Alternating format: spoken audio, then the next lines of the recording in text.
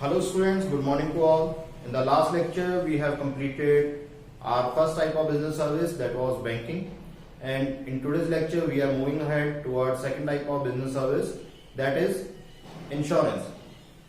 So firstly we will talk about why insurance is needed. What is the need of insurance in modern world? You see, in modern world there is a risk in everything. Everybody is exposed to some kind of risk. The risk may be of life, of business, or of anything. If we would talk about firstly, in the life, a person may have two kind of risk. First risk is, if he gets dead at an early age, that person who are dependent on him, his family, his children, how they will cope up. The first risk is related to that who will take care of their children, his mother, wife, or the person who are dependent on that particular person who has got early death or death at an early age. The second type of risk in life, if he remain or he live more than his life, like for above than 60-70 years, then after a particular age his body will get weakened, and after the age of retirement nobody will give him work. So after the age of retirement, how he will cope up, how he will live, this is the second type of risk related to life. And in the business, there are also risk of breaking down fire or burglary. And similarly, in the marine or the ships, they may also have the perils of sea. So to cover all these risks, there is need felt of insurance. That's why insurance comes into existence. So moving ahead towards the meaning of insurance. In insurance, it is a kind of device through which we can spread the risk or loss caused by the uncertain events in a number of persons who are exposed to such kind of risk and ready to get insured themselves against such risk. कि insurance क्या है? एक ऐसी device है जिसके through जो loss या risk है फ्यूचर में अनसर्टेन इवेंट से आने वाला है, उसको हम नंबर ऑफ पर्सन में स्प्रेड कर देते हैं, बांट देते हैं, और जो कि सेम रिस्क से एक्सपोज हो रहे हैं और वो अपने आप को अपने आप का इंश्योरेंस करवाना चाहते हैं या इंश्योर्ड होना चाहते हैं सेम रिस्क से. To get an insurance policy, what necessities are? First of all, a person has to pay some nominal amount of payments after a periodical time period, say a month, quarter, 6 months, or an year, to the insurance company in consideration of the payment which he has to receive when the loss will be occurred. कि insurance company को जो person insurance करवाना चाहता है कुछ ना कुछ payment करनी पड़ेगी आफ्टर पीरियोडिकल टाइम पीरियड, चाहे वो 1 महीने बाद है, 3 मंथ्स के बाद है, या 6 मंथली है, एनुअली है. उस पेमेंट को बोला जाता है प्रीमियम. और उसके बदले में इंश्योरेंस कंपनी क्या कहती है कि अगर आपको इन कारणों की वजह से फ्यूचर में कोई लॉस हो जाता है तो हम उसको कंपनसेट करेंगे. जो आपको रिटर्न एग्रीमेंट उन दोनों पार्टीज के बीच में रहेगा वो क्या कहलाता है? Policy. The return agreement that is done between the insurer and insured, it is known as policy. जो भी एग्रीमेंट, इंश्योरेंस का एग्रीमेंट होगा जो return, that is known as policy. The person who is getting the insurance, or insurance cover, is known as insured. उसे बोला जाता है insured. And the company who is giving them the security or doing the insurance policy, that is known as insurer. The company, the person. The written agreement is known as policy. And the small amounts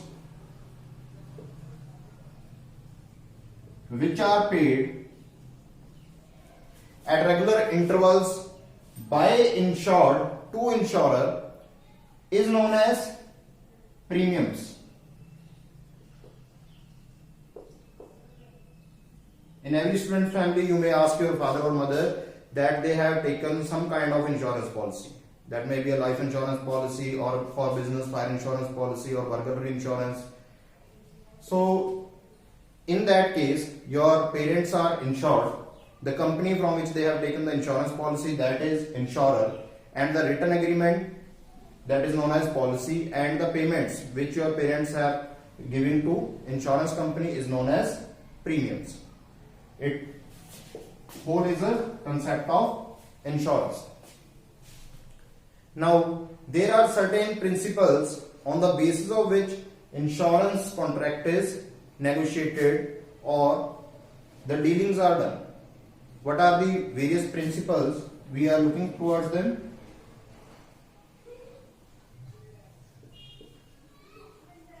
Principles of insurance. Students must remember one thing: in every year in examination there is a case study from these principles. So talking about the first principle of insurance is utmost good faith. Utmost good faith. This principle states that insurance is a contract of uberrimae fidei. एक दूसरी language का ये word है अब्रामे फेडी. It means contract of good faith. Good faith मतलब अच्छे faith में, दोनों का एक दूसरे पे विश्वास, कोई चीज हाइड नहीं करनी जो कि मटेरियल है, इंपॉर्टेंट है.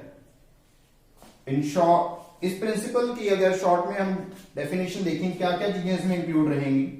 First one is insurer and insured both must work in a utmost good faith. दोनों का एक दूसरे पे विश्वास हो, दोनों एक दूसरे से कोई भी चीज they should disclose. Insurer must disclose each and every terms and condition. जो भी terms and condition है इंश्योरेंस पॉलिसी की, वो इंश्योरर को डिस्क्लोज करनी पड़ेगी. इंश्योरर डिस्क्लोज करेगा. इंश्योरर मींस कंपनी का जो भी एजेंट है उसे सारी चीजें बतानी पड़ेंगी इंश्योर्ड को कि इस केस में आपको इतना अमाउंट मिलेगा, ये प्रीमियम है, ये आपको बेनिफिट है, ये आपको लॉसेज है, वो सारी चीजें डिस्क्लोज करेगा. सिमिलरली इंश्योर्ड की भी ड्यूटी है कि वो जो भी इंश्योरेंस ले रहा है, सपोज यहां से केस स्टडी आती है कि I am a heart patient and I am taking a medical insurance policy और health insurance policy and I have concealed that fact that I am suffering from heart attack और heart problem. तो यहां पे ये principal है क्या हुआ है, वायलेट हुआ है. ऐसी केस स्टडीज आपसे पूछ ली जाती हैं. दोबारा से रिपीट कर रहा हूं कि मैं इंश्योरेंस पॉलिसी ले रहा हूं, health insurance policy, and I have concealed that fact that I am suffering from heart problems, कि मुझे हार्ट की प्रॉब्लम है और मैंने इंश्योरेंस पॉलिसी ले ली. इस केस में इंश्योरेंस कंपनी को अगर बाद में पता लग जाता है तो वो अपना जो क्लेम है वो देने से मना कर देते हैं. इन केस अगर कोई कंटीजेंसी हो जाती है, मुझे प्रॉब्लम आ जाती है, तो इंश्योरेंस कंपनी अपना क्लेम नहीं देगी. Reason being I have concealed that fact and I have violated this principle utmost good faith, कि मैंने इस प्रिंसिपल को वायलेट कर दिया है. ऐसी केस स्टडीज आपसे पूछी जाती हैं. Which principle has been violated है, that is utmost good faith. अगर इन्होंने कोई इंश्योरेंस कंपनी ने कोई क्लेम मतलब कि कंसील की है, कोई इंपॉर्टेंट था, तो उस केस में भी आपको क्या हो सकता है, कोर्ट में अगर केस जाता है तो इंश्योरेंस कंपनी के अगेंस्ट भी वो क्लेम डाल सकते हैं कि इन्होंने कंसील की थी इसलिए क्लेम वैलिड है इंश्योर्ड के द्वारा. तो this is the principle of utmost good faith which states that it is the duty of insurer as well as insured to disclose all the important and material fact to each other. दोनों parties को एक दूसरे को जो भी material और important facts हैं वो क्या करने पड़ेंगे, डिस्क्लोज करने पड़ेंगे. Second principle is principle of indemnity.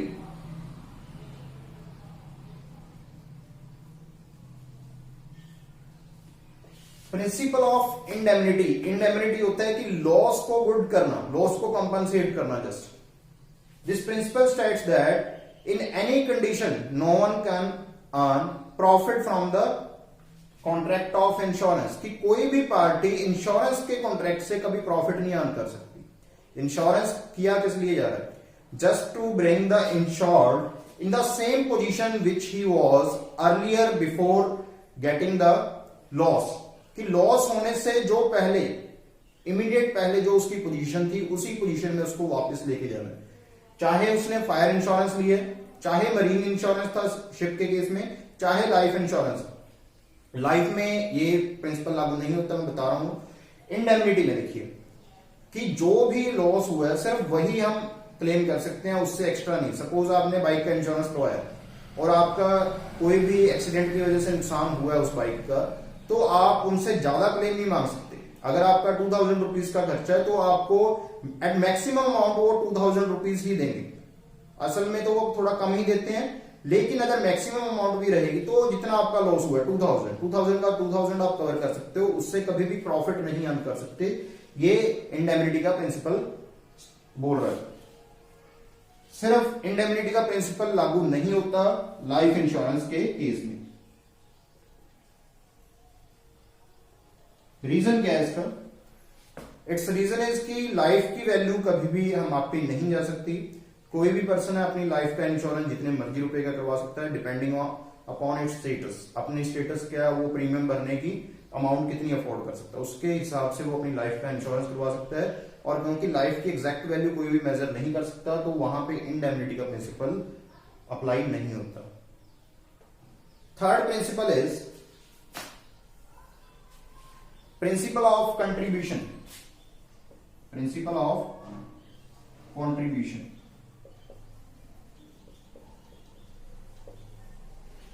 This principle states that if a person has taken double insurance, इससे पहले देखिए कंट्रीब्यूशन से पहले एक क्वेश्चन आया था 3 मार्क्स में या 2 मार्क्स में क्वेश्चन पूछ रहे थे, what do you mean by double insurance. कोई भी एक पर्सन सेम सब्जेक्ट मैटर के लिए, सब्जेक्ट मैटर जिस चीज का इंश्योरेंस होना है, सेम सब्जेक्ट मैटर के लिए एक से ज्यादा पॉलिसीज जब ले लेता है, that is known as double insurance. Suppose मैंने अपनी फैक्ट्री के लिए फायर इंश्योरेंस ले लिया, भारतीय एक्सा से भी ले लिया और दूसरी एक कंपनी सी HDFC ARGO, वहां से भी इंश्योरेंस ले लिया। तो एक सेम सब्जेक्ट मैटर के लिए मैंने 2 जगह से इंश्योरेंस पॉलिसी ले ली, उसे बोला जाता है डबल इंश्योरेंस। कंट्रीब्यूशन का प्रिंसिपल अब क्या कहता है डबल इंश्योरेंस के केस में? Principle of contribution state that if a person has taken double insurance, he may claim from one person only or from both the parties up to the amount of the loss in the contribution of the premium in the ratio. Suppose A ने policy ली है अपनी factory के लिए, fire insurance policy, fire insurance policy. उसने premiums जो पे किए, 2 company से पॉलिसी ली हुई है, एक HDFC ARGO, एक भारतीय एक्सा से।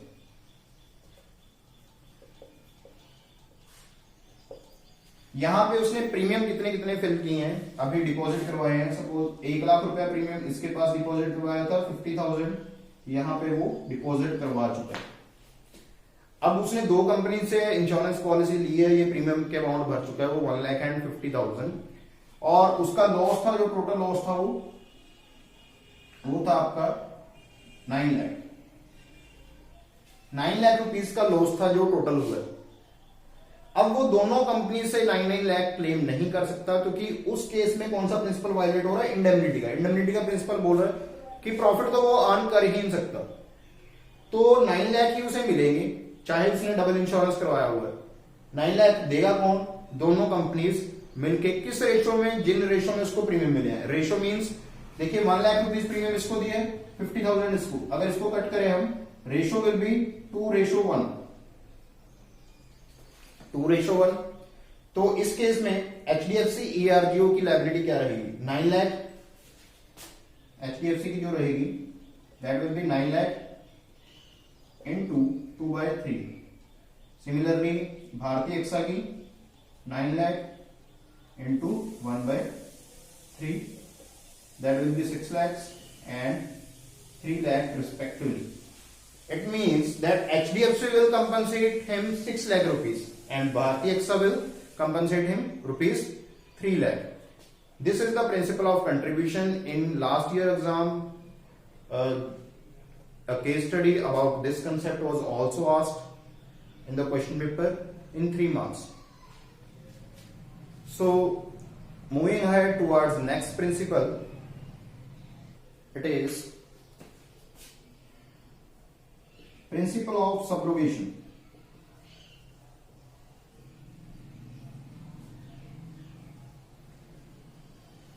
Principle of subrogation states that the insurance company will step into the shoe of insured once the claim has been disbursed or reimbursed.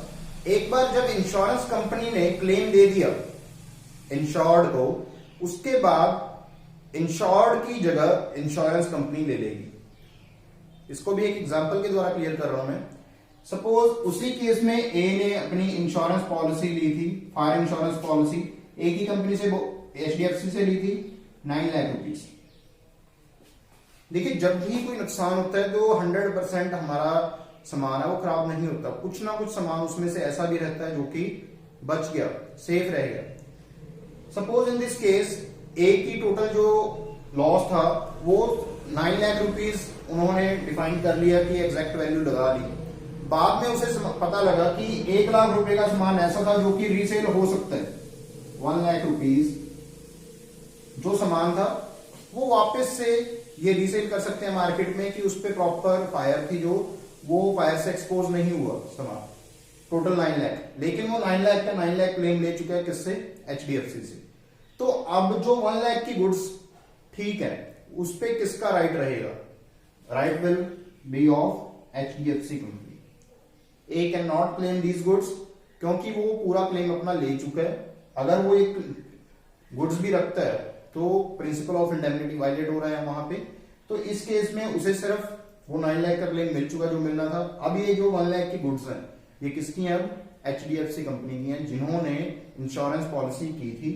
This principle is related to principle of subrogation. इस principle से भी case study आ जाती है कि अगर loss हो गया और वो फुल क्लेम कर चुका है और बाकी जो अमाउंट रह गई तो उस अमाउंट पे किसका राइट रहेगा? इंश्योरेंस कंपनी का. This is the principle of subrogation. Next principle is principle of insurable interest. Principle of insurable interest. Principle of insurable interest. What does this principle states? It states a person must have some kind of pecuniary interest in the subject matter. If it is not so, he cannot take an insurance policy. अगर किसी person का subject matter में pecuniary interest है तभी वह उसकी insurance policy ले सकता है. इट डजंट मीन कि ही और she must be the owner of the property. He might work as a trustee. देखिए, अगर मैं एक ट्रस्टी के रूप में काम कर रहा हूं बिल्डिंग में, I do have the pecuniary interest in that, तो मैं उस केस में इंश्योरेंस पॉलिसी ले सकता हूं. सब्जेक्ट मैटर वो है अगर किसी की लाइफ में लेना है तो वहां पे पेक्यूनरी इंटरेस्ट कैसे होता है? सपोज एक हस्बैंड है, अपनी वाइफ की इंश्योरेंस पॉलिसी ले सकता है वो क्योंकि उसका पेक्यूनरी इंटरेस्ट है, रिलेशन. एक फादर है, अपने चिल्ड्रन जो बच्चे हैं उनकी ले सकता है इंश्योरेंस पॉलिसी क्योंकि वहां पे भी पेक्यूनरी इंटरेस्ट है.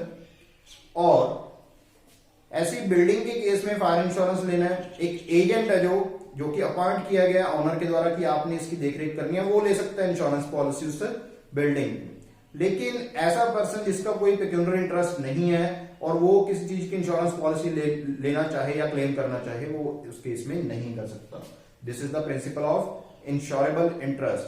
ये आपको जब टाइप्स ऑफ इंश्योरेंस बताई जाएंगी तब बताया जाएगा कि किसमें कब चाहिए, at the time of taking policy और at the time of taking claim कब चाहिए. वे नेक्स्ट लेक्चर में आपको बताऊंगा जब टाइप्स ऑफ इंश्योरेंस पॉलिसी के बारे में बताऊंगा. Next principle is proximate cause.